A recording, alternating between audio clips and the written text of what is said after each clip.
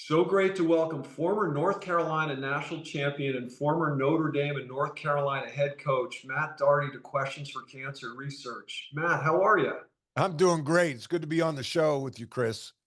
Yeah, great to see you. We just had a quick discussion, and this is not the first time we've ever spent some time together. The first time was in 1983, December, in Madison Square Garden at the ECAC Holiday Festival. I grew up a huge Carolina fan, and to look over and see you and Michael and Sam Perkins and Brad Daugherty and Kenny Smith was one of the most amazing nights of my life, and so great that it took us, I guess, about 40 years, but we're back together. I'm glad we made it back. Yeah, thank you. That I remember, that night comes to life for me. My wife will say, you can remember a game in 1983, but you can't remember to bring home a half a gallon of milk. And I'm like, what's more important? But that playing in Madison Square Garden, especially for a guy like you or I who was from the area. I was from New York. You were from Westchester. I was from Long Island. You were from Westchester. That voice. I think it was John Condon was the announcer, Yeah, John and and, Condon. and just hearing your name, in introductions, and then the crowd, my family being there. A fight usually broke out in the stands, and then you realize, like, okay, it was time to play. The fans lining up around the court, like almost on the court, drinking beer, talking junk, and just the energy, knowing that, like, Walt Frazier played there, Phil Jackson, Willis Reed, Dave DeBuscher, and I used to go see the games there as a kid. St. John's played Indiana in 1975, the year that they went undefeated. It was a holiday festival. I saw from the blue seats. So it was really cool to be there. And, I remember we played pretty well and won, and we beat St. John's 2 nights later, I think it was. Yeah, I mean, that was a great matchup after you guys beat us. You guys, Michael and Chris Mullen and those guys, a great matchup. But what was cool was because at Iona we were so close to the Garden. We typically play 2 or 3 games a year there. They'd let us go down in the preseason and practice there a couple times. We'd normally practice, maybe 3:34 before a Nick game. So it was pretty cool too to just kind of see the Garden, when all the lights are off, aside from the court lights, and there'd be cats running around gobbling up the mice and the rats. And It's a special place. As a kid growing up, I think even if you didn't grow up there, you hear about the players in the NBA that talk about playing in the Garden, and it's the Mecca and the world's most famous arena. There's a lot to be said for that. yeah, no, it really is. It's such a special place. Matt, let's start with your early college days at Carolina. You came out of high school. Carolina was pretty much the gold standard in college basketball under legendary coach Dean Smith. You were a McDonald's All American, very highly recruited. How special was it for you to come out of Holy Trinity High School in Long Island and attend UNC? Yeah, it was really special. I remember I fell in love with North Carolina in 1976 when Dean Smith coached the Olympic team in Montreal, and they had four Tar Heels on the team: Phil Ford, Tommy Lagarde, Walter Davis, and Mitch Kupchak. Mitch Kupchak being from Long Island as well. And then the next year, they went North Carolina, UNC went to the Final Four and lost in the finals to Marquette with Al McGuire. And they had a freshman named Michael Corn, who was from Jersey City, 6'7", white guy. And, I thought of like I fell in love with O'Corn. Like, I want to play like that guy, because he could do everything.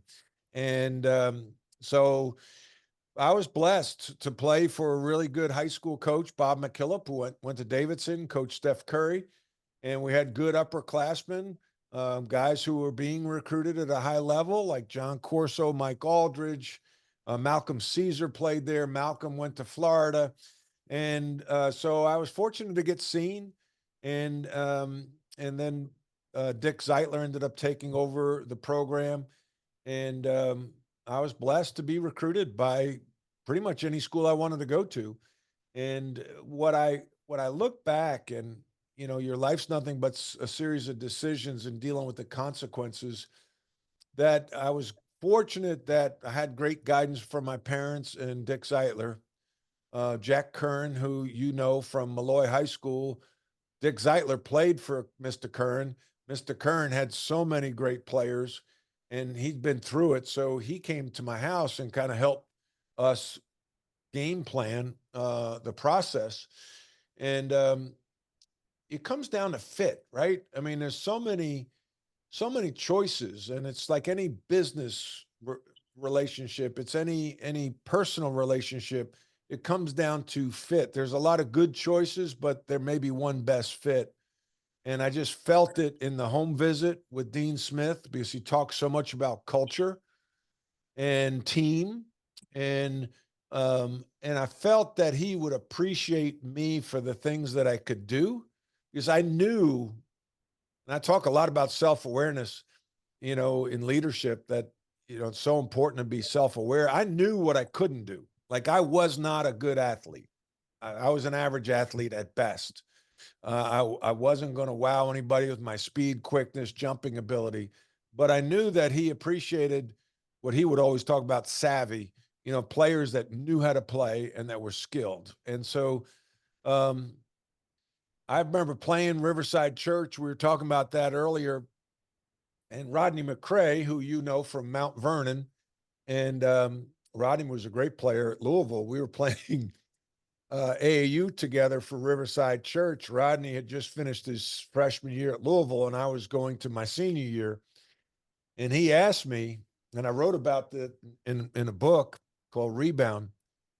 He said, "Well, where are you thinking of going?" We were on the bus, and I said, I was sitting right next to him. And I said, "Well, I'm thinking about going to North Carolina." And he looked at me and said, "You think you'll play?"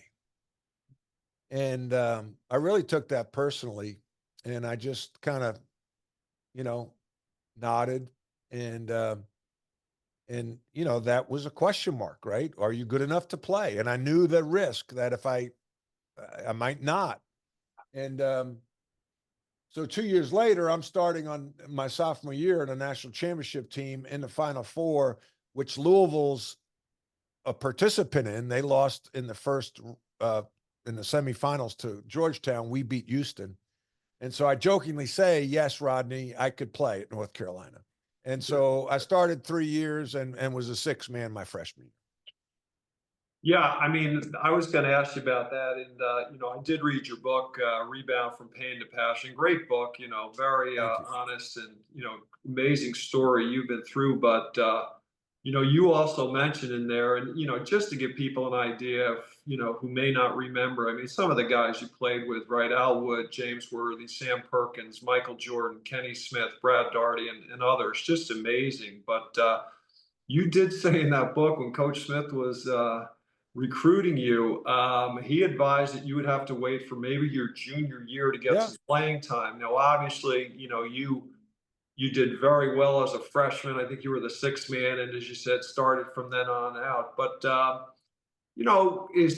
was that Coach Smith challenging you, or you think Coach Smith was kind of saying, I'm not sure you can play here? Obviously, you accepted that challenge. What do you Yeah. I think a couple things, and I use that story all the time. I'm an executive coach now, and I do keynote talks on leadership. And I talk a lot about, establishing a culture and then recruiting to that culture. And Coach Smith was so brilliant in many ways, especially in establishing a culture. And that starts in the recruiting process, right? Just for any company, you work at Morgan Stanley. So, every company has a culture and an identity. So, are you recruiting to that? And I talked earlier about fit.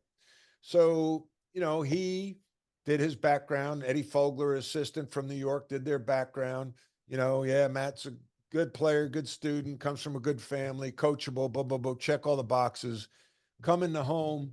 And when the topic of playing time came up, he said, you'd be lucky to play by the time you're a junior.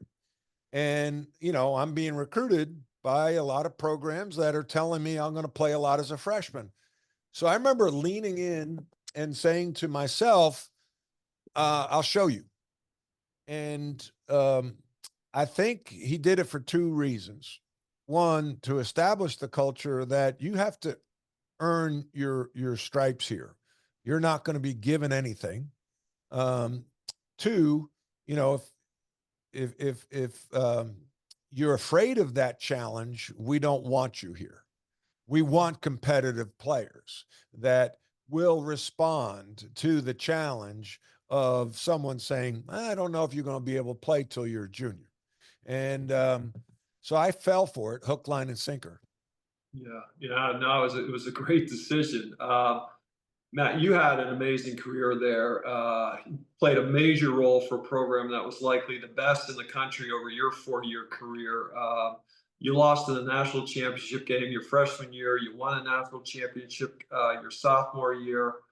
Ultimately, your game was not a fit for the NBA, which at the time I know was very disappointing for Oh you, yeah. given everything that you had accomplished.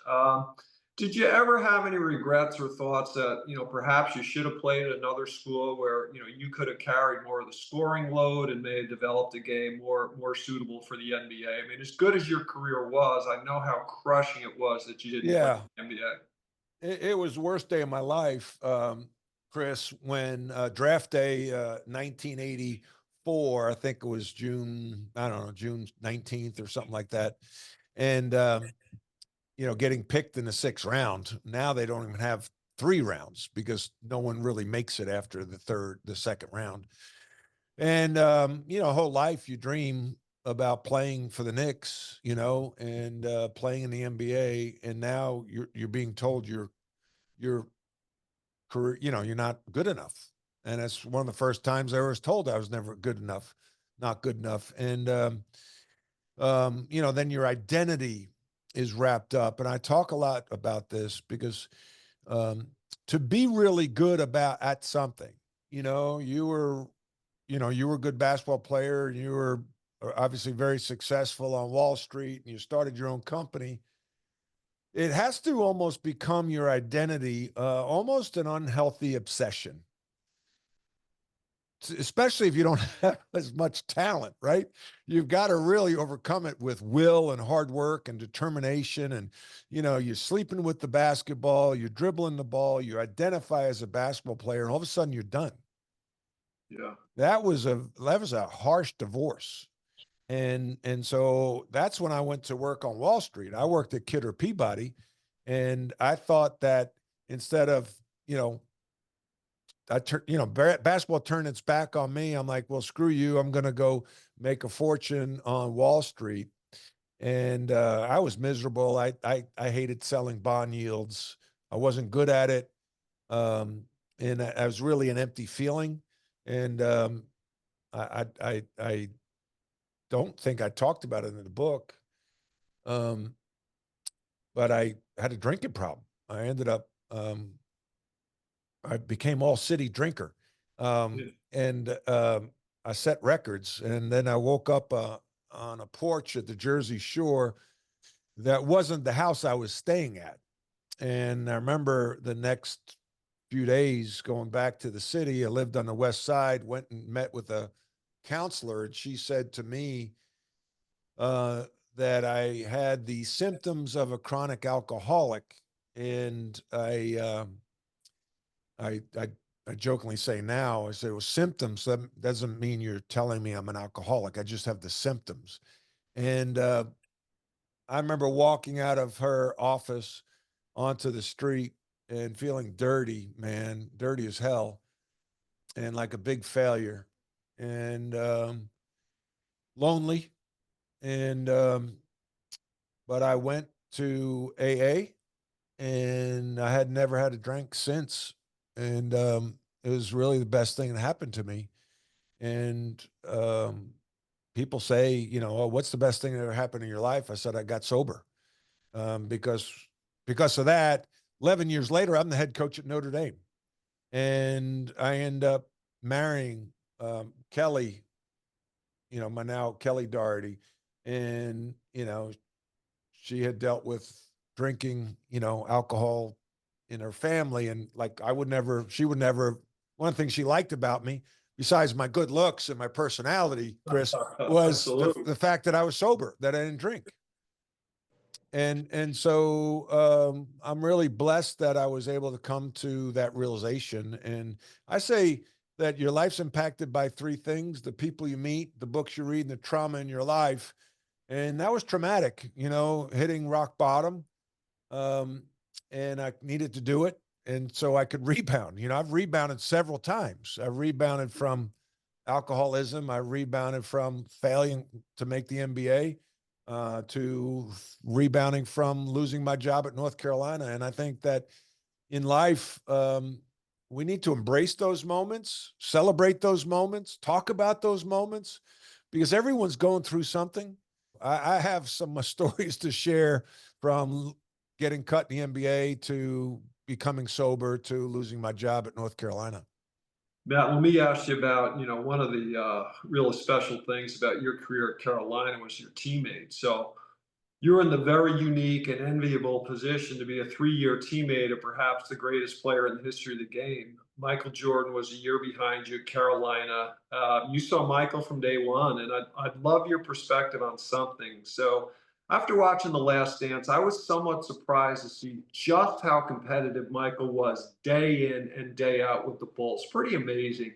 And I guess at times it didn't sit too well with some teammates, even though his competitive drive would result in 6 NBA championships. Did you see that ultra competitive drive from day one with him at Carolina, or is that something that kind of, gradually developed within him? Um, you saw it, and it certainly developed, right? As a freshman, you're uncertain. How am I fitting in?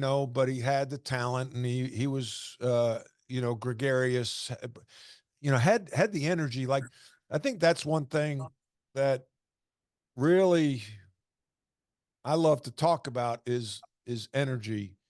Um, that's Jack Welch, who, Jack Welch spent a lot of time in Westchester, right? At GE. He talked about the four things he looked for in an employee. Do you bring energy to the workplace? 2, can you energize others? 3, can you execute? And then lastly, can you execute with an edge? So the fourth thing was execute with an edge. And he talks a lot about everything's wrapped up with passion. Well, he just described Michael Jordan. So the energy that he brought to the court, to the locker room every day. And then, when you're a freshman, you're just feeling it out. We got James Worthy, who's the best player in the country, and Sam Perkins, who was already an All American. And then Michael comes in. And so then James Worthy laughs. I said, James, man, you were a bad man. You were the best player on the team. He said, I was the best player on the team for about 3 months. Yeah. And then Michael took over. Michael's competitiveness, it really shined. I remember the summer after his freshman year, he grew about a half inch and he got a little stronger. And we played, pickup games in Chapel Hill all summer. And the NBA players would come back. And we had this great player named Walter Davis. Hubert Davis is the current head coach at North Carolina's uncle, was an all-pro, all-star for the Phoenix Suns. And I'm sitting in the stands, waiting for the next game. And Michael's out there playing against Walter and really kind of giving it to Walter. And I literally remember saying to myself, yo, Mike, man, like, chill out. Like, Walter's jersey's in the rafters. Like, show him some respect. And Michael was just going at him. And I'm like, oh my God, like that was different. And then the competitive nature would come out in other ways. I remember being on a road trip at UVA, and we're staying in this hotel, and there's a pool table, and he and I get to playing, and I beat him in a game of pool, and he looked at the pool table, got mad, threw the pool stick on the table and said, "This table's not even regulation," and he walked out. So, to pick up games in the summer, that we'd argue over the last call, you know, and he did not like to lose, nor did I. It just, he had a lot more talent than I did. Yeah, yeah, it's fine. I can remember, I think a lot of college sports fans can remember the Sports Illustrated college basketball preview cover in 1981, which featured you along with Coach Smith, teammates Jimmy Black, Sam Perkins, and James Worthy. And ironically, Michael wound up hitting a shot to win the national championship that season, but had not yet established himself with Coach Smith to get a piece of the SI cover earlier in the year. So we've come to know that Michael was always looking for a competitive edge. As you look back to that early part of his career, do you think that omission was motivating to him as his freshman season? Um, I don't think so. I don't think so. I have that picture in my home office here, and Michael talks about it. Actually, Michael wrote, here's a shameless plug, wrote the forward for this book, and he talks about that. He said, that one of the first times I beat him in anything was on the front cover of Sports Illustrated. But that goes back to Coach Smith recruiting to the culture. He wasn't going to put a guy who'd never played a game in a North Carolina uniform on the front cover of Sports Illustrated. Michael since then has probably been on the front cover of Sports Illustrated more times except Muhammad Ali. And so and I think Michael and his parents appreciated that. Conversely, you being from New York, I recruited Felipe Lopez. Felipe Lopez commits to St. John's, stays home. Felipe was living in the Bronx. I went to his home to recruit him. He was on the front cover of Sports Illustrated before he played a game at St. John's. You're putting a target on a kid where you can only go one way. And Felipe, as talented as he was, he had a nice career, but no one's going to live up to that hype. It was almost unfair to Felipe. I felt sorry for him because he was such a great talent and a great kid. So I think Coach Smith did it in a lot of ways to protect him, but also maintain the culture. You're James Worthy, you're Sam Perkins, you're Jimmy Black, you're me, and you're putting a guy in a front cover who hadn't played yet. We barely. I don't think we practiced yet. His practice then started October 15th. And that came out November 1st. So I don't even think we practiced yet. So I think that is a cultural decision that Coach Smith made and had made his whole career as a coach. Now, I tell you this, we've talked about it, some former players. If Coach Smith was recruiting now, could he tell me or any other player that you wouldn't play till you're a junior? I don't think so. Yeah. Okay. Now, I also think he's smart enough because he was always ahead of the curve that he would establish it. Yeah, you're gonna play as a freshman, probably start. And by the way, we're gonna have to pay you $1 million in NIL money, right? I mean, I think depending on where he was in his career, he might have opted out like Roy Williams and Jay Wright. Tony Bennett, like, I don't want to deal with this mess, but that's neither here nor there right now. Yeah, it would definitely be hard to envision Coach Smith dealing with some of the stuff that's going on. But staying with he and Michael, there's something that was going around. You've heard of it. When Michael had firmly established himself as a star in the NBA, there was a riddle or joke, going around that who was the only one to hold Michael under 20 points a game, and the answer Right. was Dean Smith. And during Michael's 3 years at Carolina, the team finished with a national championship his first year, an Elite Eight appearance his second year, and a Sweet 16 appearance his last year. Your last year, I know that was probably pretty disappointing to go out that way, but Dean Smith is without question one of the all-time great college coaches. Is it possible that he held Michael back too much, keeping his game within the system, or was playing within Coach Smith's system a major building block to his huge success in the NBA? I think Michael credits Coach Smith for giving him the foundational tools, the fundamentals that he was able to build his career on. I say this, listen, Coach gave Michael a lot of freedom defensively. Michael often would guard the weakest opponent so he could freelance and go for steals and block shots. Offensively, Michael certainly had more freedom than any of us to do things.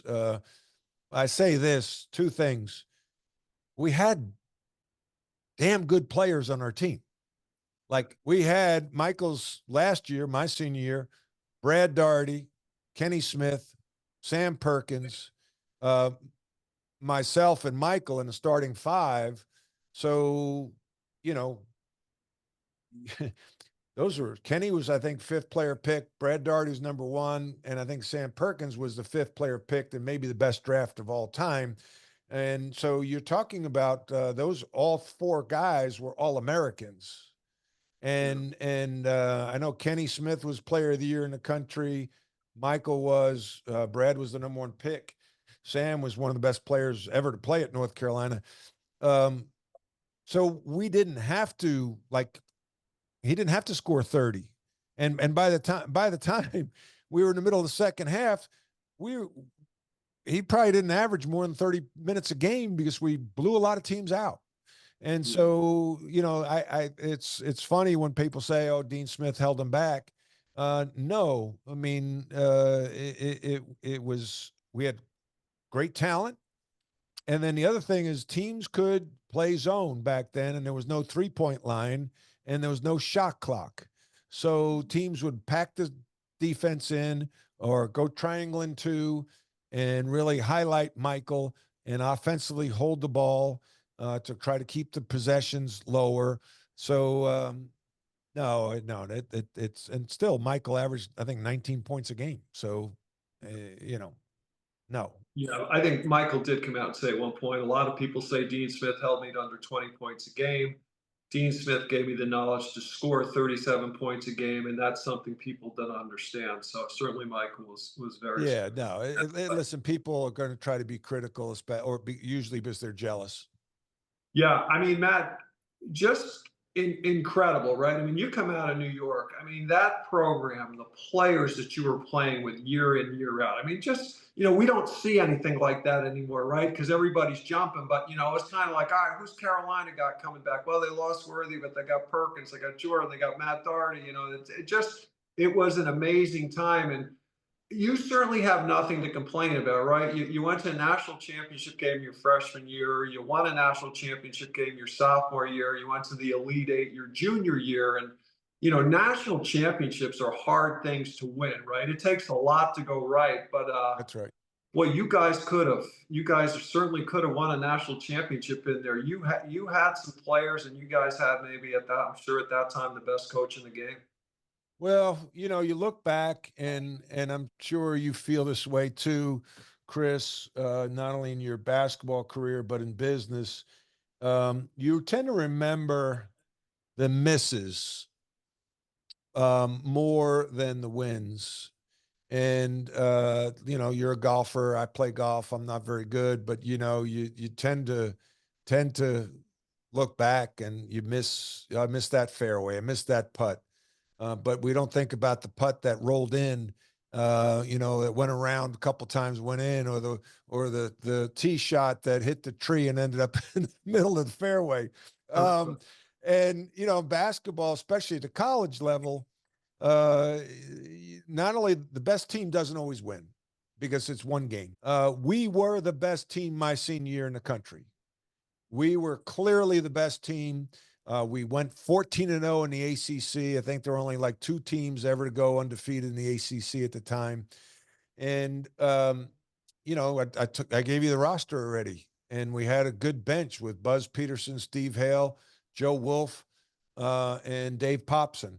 And, we lose to a bad bad Indiana team. I mean, Steve Alford was a freshman. They were not that good.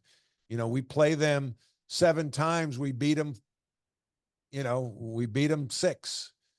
We lost to them that day. And so we were the best team, and that still bothers me. To lose to that Indiana team, to not win the national championship that year, still hurts to this day. And so 1983, we lost to a talented Georgia team to go to the Final Four. We were ranked. I don't know if I was ranked my freshman year. I don't think we were ranked number one, but my last 3 years, we were ranked number one in the country at some point during the season. And in '83, we were really good. And we lost to Georgia in Syracuse to go to the Final Four. And, you know, I don't know if we deserve to win that game? Probably not. But were we the better team? They had some pretty darn good players. Vern Fleming, Jay Banks, Marbury. They were pretty talented. But yeah, you look back, and I was blessed. Could I have gone to another place and scored more? Yeah, but I would have. And I made this conscious decision. I remember making these decisions. And again, your life's nothing but a series of decisions and dealing with the consequences. I didn't want to go to another school to be a leading scorer on a good team and see North Carolina cut down the nets and win a national championship. I remember I played golf with Michael, and you're down in Fort Lauderdale. I played at his course a couple of years ago with him. And I just turned 60 at the time, so it was 3 years ago. And I saw him on the first tee, and he said, "How you doing?" I said, "Well, it's a little weird. I just turned 60. It feels weird." And he's a year younger than me. And he says, "Man, we've been blessed. We've had a good life." And getting a little emotional talking about it, because I have had a good life. And I think sometimes when you're an achiever, you're always looking for more. And you need to be grateful. I journal now, and I never journaled before until like 2 years ago. And I start off each morning with, what am I grateful for? And I've had a blessed freaking life because of friends, family, and basketball. Just think, if I didn't have basketball in my life, I wouldn't be talking to you. I wouldn't know our mutual friends, Timmy O'Toole and Jerry Hobby and Fred Quarterbaum, and I wouldn't have gotten a scholarship to play at North Carolina. I probably wouldn't have gone, I wouldn't have gone to North Carolina. I wouldn't be able to get in out of state. Mitch Kupchak and I had him on my podcast last week, and he talked, two guys from Long Island. We did okay. And it's through the beautiful game of basketball and being fortunate to have the opportunity to go play for Dean Smith at North Carolina. Yeah, that was just an amazing, amazing program for you to go to, and all credit to Coach Smith. I don't know how he put that together year in, year out. Just an amazing talent. But Matt, let me before we get into your coaching career, one last quick one on that. You talked a little bit about Michael playing against Walter Davis, and that was an eye opener for you, right? You probably just a level of talent maybe that you hadn't seen, but probably a level of competitiveness, like, whoa, Michael, this guy's an all-star. But obviously you could have never envisioned that he was going to get to the level that he did, right? I mean, I'm sure you thought something special, but I mean, my God, what he went on to do in the game of basketball, just amazing. Well, Chris, that summer, it made me realize, okay, yeah, and he did it in the NCAA tournament. But I had such reverence, and maybe too much, too much reverence for Larry Bird and Dr. J. And so I'm thinking, like, there's this tremendous separation, like, because you see them on TV, and these guys are the best, and that there's no way that someone I play with can be as good as those guys. And it turns out he's not only as good, he's better.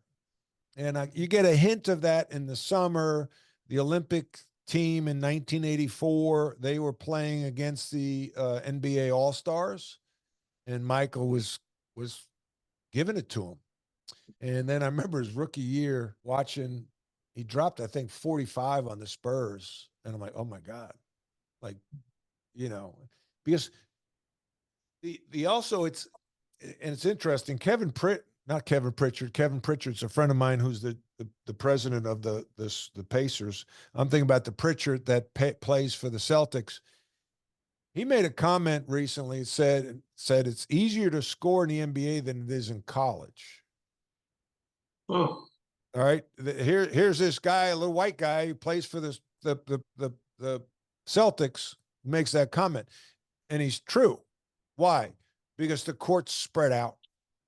There's no zone. There is zone, but it's not quite as clogged in as a zone in college because they've got different rules where you got to be closer to your man. There's better outside shooters, so now you have more driving lanes, and so when Michael got to the pros, they had to guard him one-on-one. There was no help side defense. You couldn't slough in the lane. You either had to be outside the lane or you had to go double team him. And so the rules were such now he could go one-on-one, and also the games were longer, 48 minutes instead of 40. And then he just grew physically in his competitiveness every night in, night out. And for those of your listeners or viewers are thinking, well, LeBron or Michael, I hate to say it, there's really no comparison. And Michael, I don't think LeBron could have done what he did in Michael's era, but Michael could certainly probably average 45 in this era because the hand checking was taken out of the game. They used to beat the crap out of Michael when he played. The Pistons, they had the Jordan rules, and anytime Michael would go to the basket, they'd knock him on his butt. And the hand checking was such a prominent part of the game. Now you're really not allowed to do that unless it's the playoffs. But Michael, I say this, Michael's on the team, the Dream Team in 1992, the Olympic team, and he was the leader of that team. And they had Magic Johnson, Larry Bird, Patrick Ewing, David Robinson. You go on down the line, maybe the greatest team ever assembled. And Michael was the leader of that team. When he walked in the locker room, they deferred to him. Yeah. And so if you were to put LeBron and Michael on the same team in their prime, who would be the best player in that team? Be Michael. And I think that was the real eye opener. There was some commentary from Magic and Larry Bird that once those guys got together for the Dream Team and started scrimmaging and playing together, Michael really opened those guys' eyes as to just what a level he was playing at. I mean, yeah, and he would take. There was I watched this the other day. Armstrong, who played with Michael at the B.J. Armstrong at the Bulls. He was on a podcast and he talked about how Michael practiced. He said, we were on a road trip and we had like 7 games and, 5 games and 7 nights. And Michael practiced as hard as he did in the game, played in the games. And people didn't see that. Michael practiced hard and he only knew one speed. And I think for a guy like Michael, I think it's hard for him to watch the NBA now, because the best players don't play. Michael's first year in the league, they didn't have charter flights. He had a flight coach.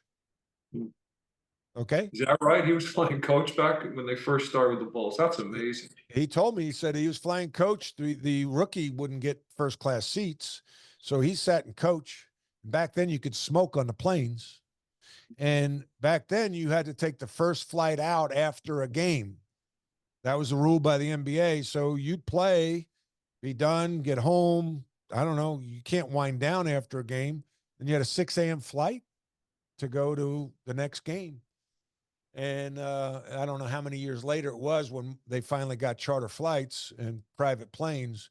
But he didn't miss games. And nowadays these players take off, don't play, load management, whatever you want to call it. Yeah. It's hard for guys like Michael and that era of play to relate to what's going on now.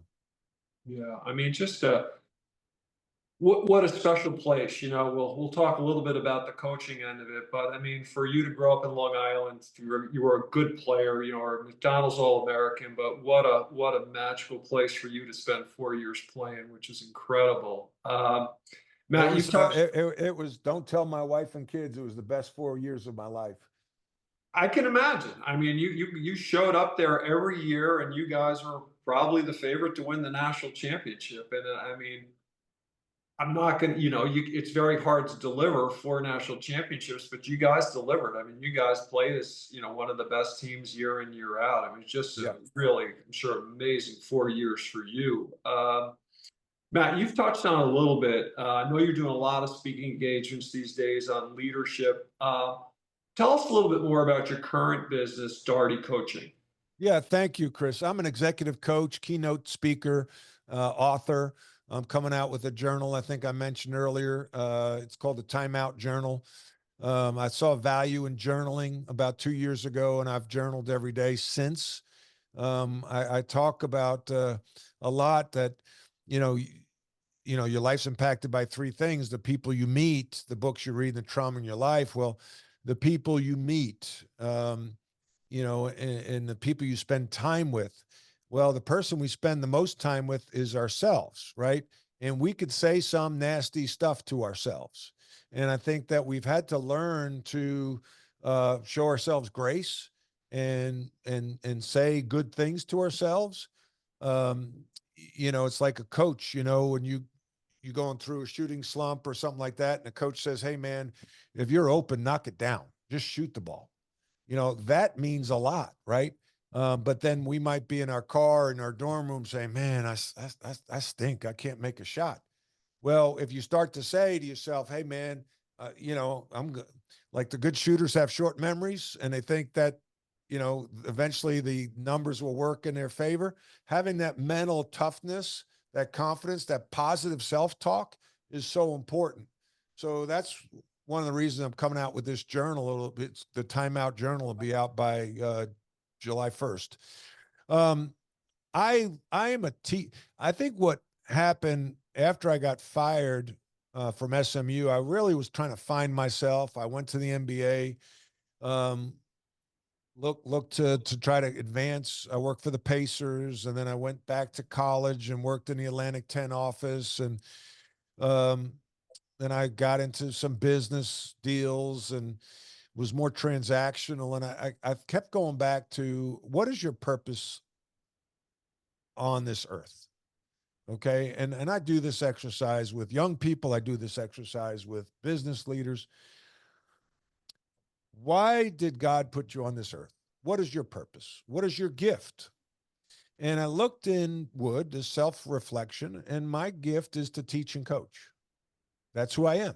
I cannot not teach or coach, and whether it's basketball, now it's business, and it's all things leadership. I'm passionate about it. I love to read about leadership. I listen to books all the time.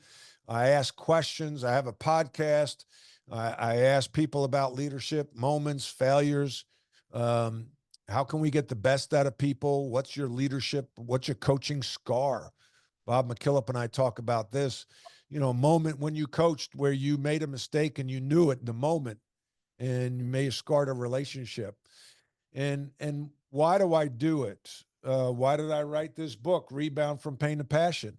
I wrote this book because I want to help people. My mission in life is to make a positive impact on the people I meet and the groups I work with while dropping breadcrumbs to the Lord. Okay. So if I can help somebody avoid the landmines I stepped on as a leader, um, then my work is done. And if I can introduce them or have them become more observant of Jesus, then when I die and I go up to the big house, um, God hopefully will say, good work, next. And that's kind of where I see things now. Yeah, no, that's great. I know you've been enjoying it, and sounds like a great next step for you after some tough few years in the coaching world. Let Yeah, me it's ask you, it's fun. I don't have to deal with athletic directors, the media, AAU coaches, or parents. It's a beautiful thing, Chris. let me ask you one more about another great coach in the ACC. In January of '84, young Coach K complained that there was a double standard in the ACC, with Coach Smith and the Tar Heels receiving favorable treatment from the referees. As we look back, that season pretty much marked the arrival of Coach K and Duke as legitimate contenders to Carolina. What were your thoughts on a young Coach K coming in and challenging Coach Smith like that at the time? It pissed me off. It really pissed me off. I hated it. I thought it was disrespectful. Um, but looking back, I thought it was very strategic, and it worked. Um, we played Duke 3 times that year. We beat them twice during the regular season. Um, but you could tell they were gaining on us. We beat them in double overtime at home. And then in the ACC tournament, I do feel like there were calls that were made against us as a result of Coach K complaining, whining about the double standard. And I thought it was ironic when I became coach at North Carolina in 2000. The double standard flipped because he was definitely getting calls, right? And so, and I thought about the time where he challenged the ACC and Coach Smith through the media that maybe I should do the same. What made Dean Smith such a great coach? Kind of very reserved and businesslike. What made, I mean, the guy's just an amazingly successful coach. What made him so great, Matt? At the top is talent, okay? At Mhm. the bottom is systems, and the other side here is culture. I call it the organizational triangle, okay? Talent, systems, and culture. All right. We've seen teams with good talent and good systems, but bad culture, and they've struggled. We've seen teams with average talent, average systems, but great culture be successful. 1983, Jim Valvano. They were not the most talented team in the country. They didn't have, he was not a high, like, it was not a difficult scouting report. Let's say that. Okay. Yeah, They yeah. were not, their systems were simple. Their plays were simple. They're simple to scout, but had an elite culture, and that overcame. So I say culture is king. I talk about this a lot. I talk about this in my book. I talk about this from the stage on keynote talks. Um, the better your systems, the better your culture, the better talent you will attract, the better talent that will perform, and the better your talent you will retain, right? But like I said, you have to have, you could have great systems, great talent, but if you have a bad culture, nothing else matters. So culture is king. So Dean Smith had elite talent, elite systems, and elite culture. This is really where I got it from. This is how I established. It's like, what's the commonality? Dean Smith, elite talent, Michael Jordan, James Worthy, Bob McAdoo, Bobby Jones, Mitch Kupchak, go on and on. Rasheed Wallace, elite systems, secondary break, four corners, multiple defenses, elite culture that was intentionally driven. And it started in the home visit when he would tell someone like me, you'll be lucky to play by the time you're a junior. He drove that culture of team. He drove the culture of certain behaviors, winning behaviors. He would grade film after every game and give out 7 awards. And none of the awards had to do with scoring. They had to do with defense, taking care of the ball, assists, assist to turnover, same, defense, assist to turnover, hustle, draw charges, offensive rebounds, deflections, and screens. Nowhere on that board is scoring. Those were the behaviors. If you did those, that's one of the reasons I went to school there, because I knew I could do those things. I could play defense. I could pass and take care of the ball. I could set screens. I could hustle. I could draw charges. I wasn't a great offensive rebounder, and I wasn't a great shot blocker, but I could do those 5 things. And you know what? I won those awards a lot. So in the national championship game in 1982, there were 2 players, Chris, that played 39 out of 40 minutes. Patrick Ewing and Matt Doherty. Oh, Because Coach Smith trusted me because I could do those 5 things well. And those were the behaviors that drove winning. yeah, yeah. And you do those things consistent. That's the process. Like you think of Nick Saban, trust the process. You know, it's all process driven. If we get good talent, we have good systems, and that good culture of, you know, playing team ball and play hard. His core values: play hard, play smart, play together. Well, what does play hard look like? Well, that's drawing charges, diving on loose balls. What does playing smart look like? Well, that's remembering the plays. That's being smart with the basketball. That's, you know, knowing our defensive rotations, and then playing together. What is that? It's hitting the first open man you see. It's helping a teammate on defense. You know, somebody gets beat, or you sliding over and picking up their man. So you do those things with talent, you can win a lot, and we did. Yeah, it's funny. I mentioned in an interview recently with a good friend of mine from down here, Danny Cannell, good quarterback at Florida State. Played Oh yeah, I remember Cannell. Yeah. Yeah, great guy. So Danny and I were very lucky once, courtesy of Coach O'Toole, that we got to sit in at a Duke team meeting the night before they were playing Gonzaga in the Garden. Coach K was in full Coach K mode. I mean, we were all just blown away. The fieriness, the inspiration, the motivation. It was really impressive. Now, when I look back at Coach Smith, I have a hard time envisioning him doing that. And maybe that just wasn't his style, but he was just more about, you said, the process, the system. I mean, did you ever hear like an incredibly motivational speech from Coach Smith? Coach Smith was more even keel. He didn't want to get you up too much for a game, because, if you had to get pumped up for that game, say Gonzaga, and you played Furman the next night, you're going to play to the level of your competition, or you're going to play to the level of excellence of North Carolina basketball. And so he did not have the fiery speeches. He knew how to push buttons and get your attention if it needed it. But I think that he made practices so competitive and had such depth that it was built in the habit of practice, that we were going to play like we practiced. And, he respected everybody, but feared no one. But he was not a, Newt Rockney win one for the Gipper type of coach at all. No. Right, yeah.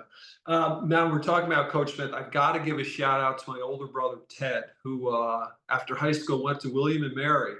Oh, no, you're not. No, don't. I can't believe you're going to go here. All right, I know where you're going. You weren't on the team yet. I know I wasn't on the team, but you're taking a shot at the Tar Heels, Chris. Go ahead. Number 2 in the country, Dean Smith shows up at William and Mary Hall. Phil Ford, Michael Corrin loaded, and I will say William and Mary had a good team that year. They took them down. The biggest win in their history. So a shout out to my brother and his teammates. I mean, he was 1-0. I was 0-2 against Carolina. We lost to you, and I think my junior year we played down there, and at Carmichael we lost again. So we're 1-2 overall. But I mean, that just goes to show that one thing, when you were at Carolina, right? I mean, every night you were getting everybody's best. I mean, that's how. I guess that's just something you accept, you acknowledge, and you just have to embrace that. We loved it. Yeah, we loved it. We loved it. Bring it. Yeah. And it was more enjoyable to go on the road and watch your fans leave early. Like, that was our goal. Like, and Coach Smith would talk about that. Like, watch them leave early. Huh. Yeah, let's make them leave early. Love it. And so that was fun, man. And that goes back to, the home visit. Like, he recruited competitive people. And if you weren't competitive, then don't come. And so we'll play against you. Yeah. You Yeah. know, I remember Adrian Branch, who was a great player at Maryland and was in the same class as Michael Jordan. And Adrian said, Coach Smith came into his home, and you know, he said I was laying back, and I don't know if he said he had my hat on sideways, and Coach Smith talked about, you know, maybe I'll, you know, be lucky to play by the time I'm a junior. And Adrian was like, screw that, man, I'm going to Maryland. They made a decision for him. You know, and I would show Adrian the ring that year. We were 14-0. We beat Maryland twice. And so you know, you laugh about it, but those are decisions people make. And that's the culture that he established. That's the culture he's going to recruit to, and that's the culture he's going to discipline to. And I think that is such an important part of business, and that's something I preach all the time, and I love to talk about with keynote talks, is establishing the culture and being intentional in driving that culture every day.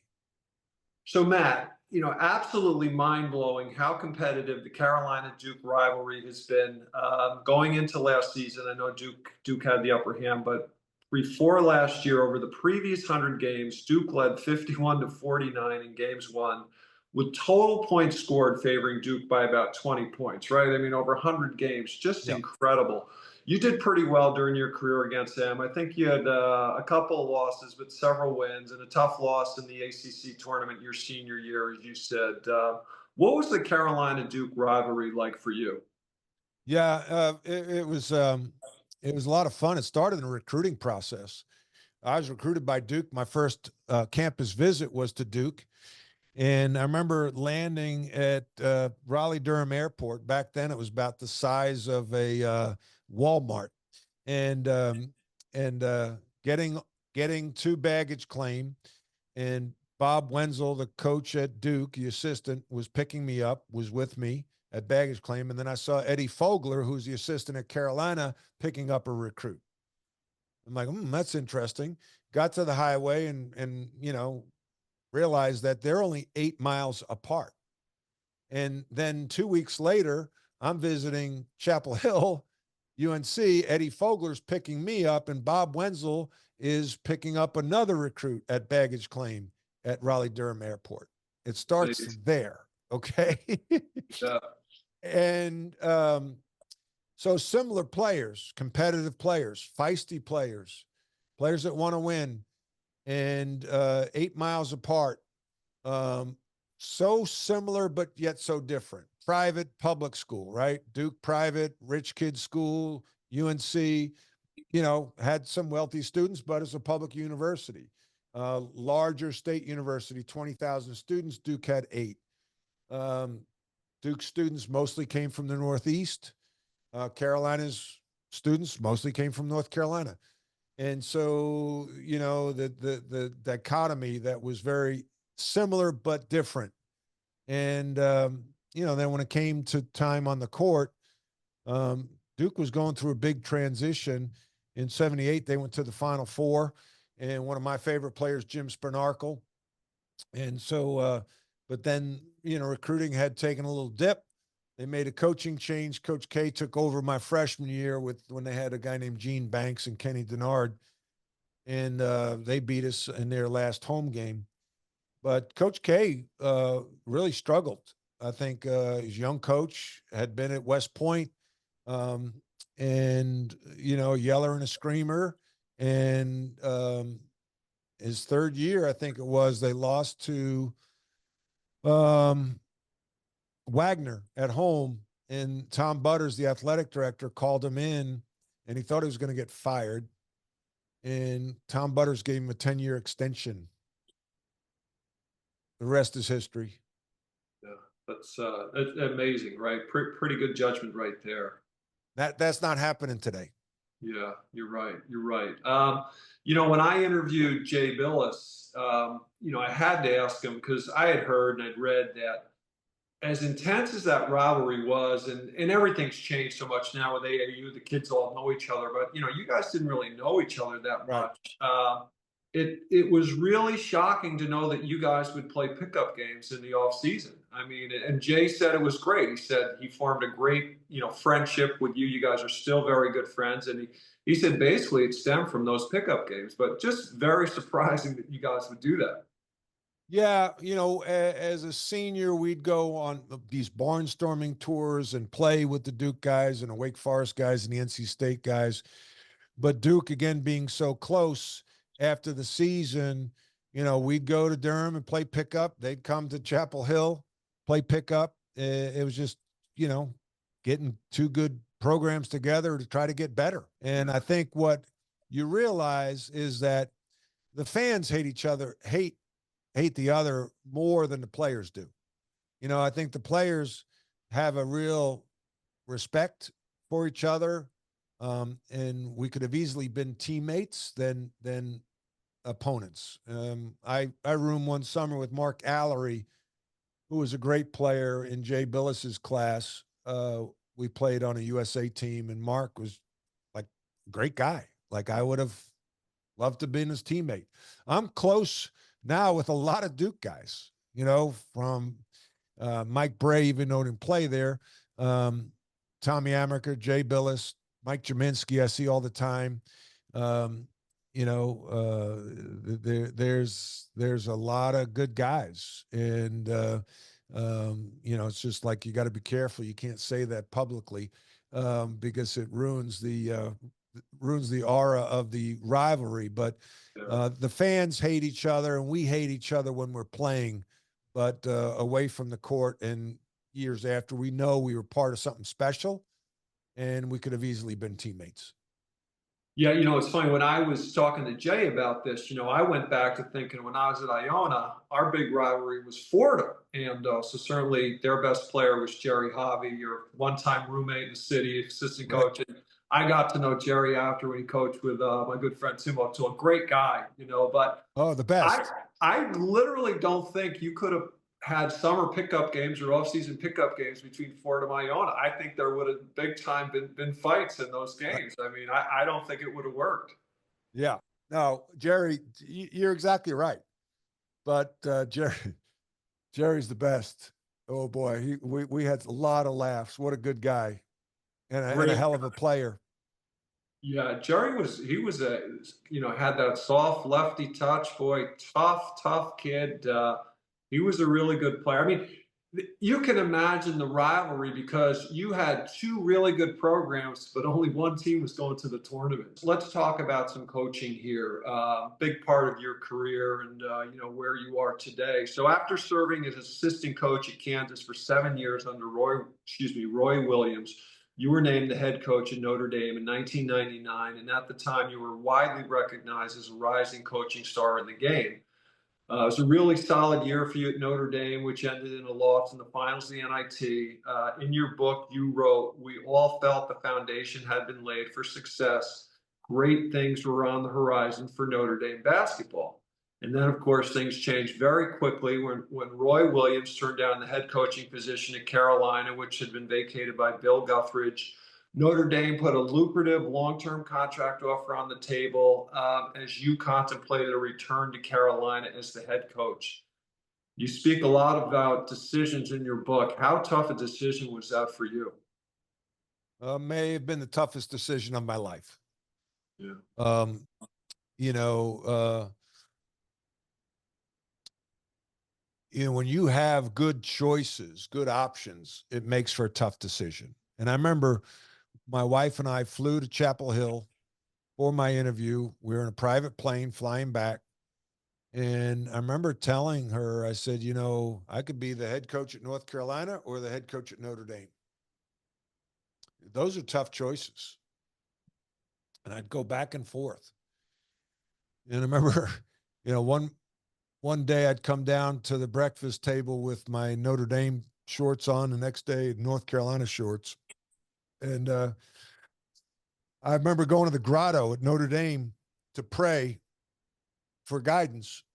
And that afternoon, I went to Walmart and I saw a guy turn the corner into my aisle, and he was wearing a Carolina sweatshirt. No I'm like, kidding. Wow. it's a sign I should go to Carolina. And I think the thing that really pushed me over the edge, and this is Coach Smith's savvy um, in recruiting and his understanding of people. He knew I was competitive, and he knew how loyal I was to North Carolina. And he had Michael call me, and Michael said, you know, if you don't take the job, Coach Smith will probably go outside the family and hire Rick Majerus.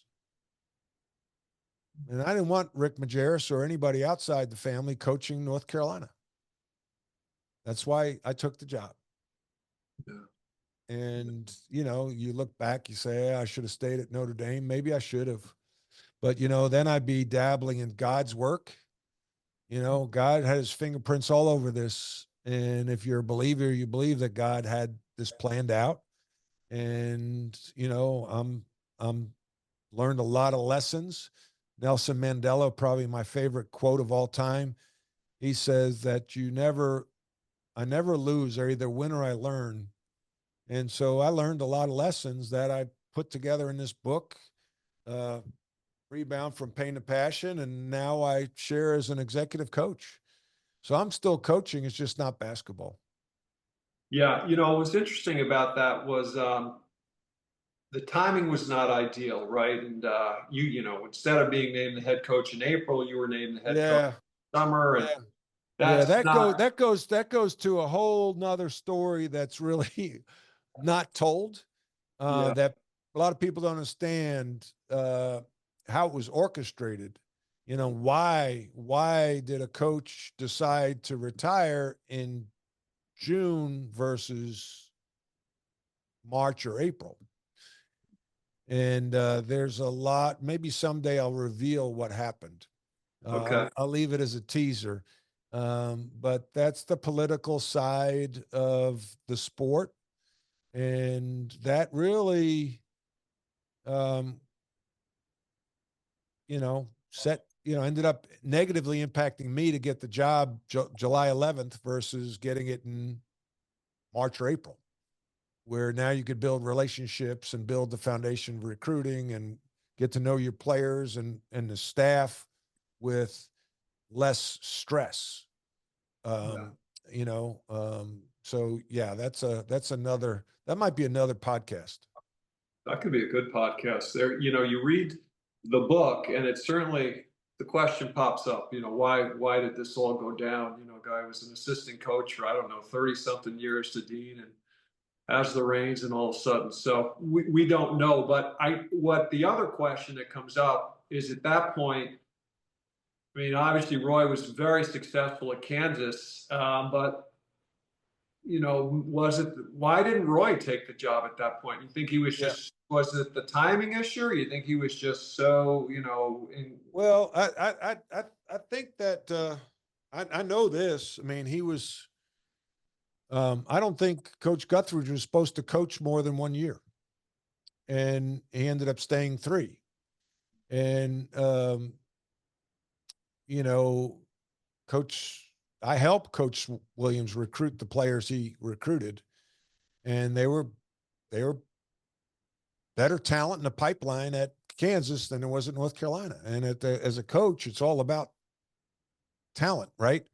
That's a big part of it. As I wrote about the organizational triangle. And so he had really good talent at North Carolina and probably knew that he was going to have to rebuild. I mean, at Kansas, and have to rebuild at North Carolina after the first year, which is what I told the athletic director. I said, my first year, we're going to be good. My second, we're going to have to, we're not. My third, we're going to rebuild. Are you tough enough to get through that with me? And that's exactly what happened. My first year, we were good. We were number 1 in the country. Second year, we were 8-20, worst record in Carolina basketball history. And then the third year, we were rebuilding, and we were on our way. We beat actually Kansas in a preseason NIT in the Garden. And Sean May, ironically, broke his foot against Iona with Jeff Ruland as the coach, and we beat St. John's the 2 nights later, but we went 19 and 15, 19 and 15 or 16. We didn't make the NCAA tournament, and that's when they decided to get rid of me. So I think that there's a lot that goes into it. A lot of politics, obviously, in sports, especially college athletics, and maybe more now than ever before with the NIL and the transfer portal. But there was definitely politics on back then. So Yeah, I mean, you just went through and answered, put everything in place for my my next question was going to be, hey, you told them exactly what was going to go down, right? I mean, a great first year, second year is going to be tough with the talent drought, and people don't understand looking at today's game where players are coming in and out so quickly, but if you had one or two poor recruiting years and all of a sudden you didn't have a good junior or senior class back in those days, I mean, that was a major problem. I mean, there that's were right. no one and dones coming in or very few of them. And that was a big hole. But, you pretty much delivered, as you said, plus you were AP National Coach of the Year in your first year there. But I think at the end of the day, when you were asked to resign, I mean, you think it was just kind of a big political machine, a lot of different things, because you Yeah. did pretty much predict, what was going to happen. Yeah. I think that looking back, a lot of it was political. And I think that at the end of the day, Coach Smith wanted Roy Williams from the beginning. And, I probably, and again, there's so many lessons that I talk about with my clients now about managing up. And I probably didn't manage up to Coach Smith well enough, which was really stupid, ignorant. And I attribute that to a lot of things, but mainly my lack of experience. I'm a analytical, logical person. And I look at this now with personality assessments, and I talk in my book about the 6 no's of leadership, KNOWS, and the first no is know thyself. And I didn't really know myself that well. Yeah. And so Coach Smith told me in the recruiting process of me taking the job that it's your job, you run the program how you see fit. I took that to the bank, and I did. So I did things that he didn't like. And I should have ran everything through him. Yeah. And that was my naivety. I should have either stayed at Notre Dame or ran through things through him better and consulted him more. But in my mind, he told me that, and he's retired, and I want to bother him. Yeah. It's just so immature. I'm almost embarrassed sharing it, but those are the lessons I give because I deal with a lot of presidents, CEOs, founders of companies that are family-run businesses, and they are handing off their business to their son or daughter. And so I'm going, oh my God, okay, here it goes. All right, this is what you need to do. You need to make sure that that person, that retired person, feels involved, included.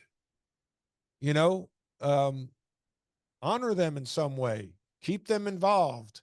But yet, that person also that retires, if I'm working with that person, I'm telling them, listen, you need to stay the hell away and let your son or daughter run the program and not meddle. There needs to be clear divides, clear boundaries. And that was the problem with Coach Smith and I. I think that was probably the biggest problem. He said that it was my program, but yet he came to work every day. He had an office. He was very involved, and I didn't manage up properly. Yeah. Well, you got that job, and I was going to make the point. You had 7 great years as an assistant to Roy Williams, right, at Kansas, one of the other top programs in the country. But you stepped onto at that time probably the biggest stage in all of college basketball, and you'd only had 1 years of head coaching experience, right? I mean, It wasn't. that was a big ask. It was really foolish, you know. I looking back, again, knowing yourself, I probably should have like hired Eddie Fogler as a special consultant. But Eddie was coaching at South Carolina at the time. But someone like that, and that's why I have executive coaches now. That's why I do what I do, because you have this third party, independent but yet aware. You can now vent and share your biggest fears, what's going on, because you in that role you can't share everything with everybody because it is so political. And if I was talking to my assistants and telling them, hey, I'm worried about the athletic director or Dean Smith, they'd panic, they'd get distracted. If I told Dean Smith I was struggling with something, so having that executive coach, which is my role now as a trusted third party, helps leaders with imposter syndrome and isolation relief. And when you're around millions of people at the top of a program like North Carolina, you feel isolated, you feel lonely. No. It was a big time position for Listen, I could make the case it was the biggest in basketball, pro or college. Yeah. So, well, I agree. Matt, we're running over here. I greatly appreciate your time. Let me hit you with a couple of quick ones. I mean, so we've touched on a little bit NIL, transfer portal, crazy, right? I mean, could you have coached in this environment? I'm glad I don't. Yeah. Could I have coached? Yeah. Would I've liked to? No. Most coaches are miserable. I think they're more miserable now than ever before. The only thing they're happy about is the 1st and the 15th of each month. Yeah, pretty amazing. And, from what I hear, the NIL numbers are going up even more this year. I mean, these kids are getting paid a hell of a lot of money to play basketball. I mean, it is really amazing to think at the level that you guys played at North Carolina, you didn't get paid anything. Pretty amazing. Yeah. Quick one on that. We've seen just about everything. I can't imagine it'd be too long before a player from Duke goes to Carolina or vice versa, right? I mean, it's bound to happen without a doubt, I would think. Ooh. Ooh. That'd have to be for a lot of money, man. That'd have to be for a lot of money. I'll tell you what, now that Carolina's got a GM, they're both going to have plenty of money to pay kids. Matt, you've done so much here in leadership and everything, and you've learned a lot. Any chance you're ever going back to coaching college or the NBA, or you're happy with what you're doing? Not going to happen. No, yeah, no. Several years ago, I've thought about it. I explored some opportunities, but I think one thing is, again, as you get to know yourself, I'm right where I need to be, and I'm blessed to be where I am. That's awesome. That's awesome. Matt, thanks so much for joining me today on Questions for Cancer Research. You've had an amazing career with incredible highs and lows. You've embraced them all and have been incredibly open about all of your experiences, which is so commendable. Wish you and your family all the best. You've had an amazing family support you and go through some things, Kelly, Tucker, and Hattie, and we wish you guys all the best. Thank you so much. Thank you, Chris.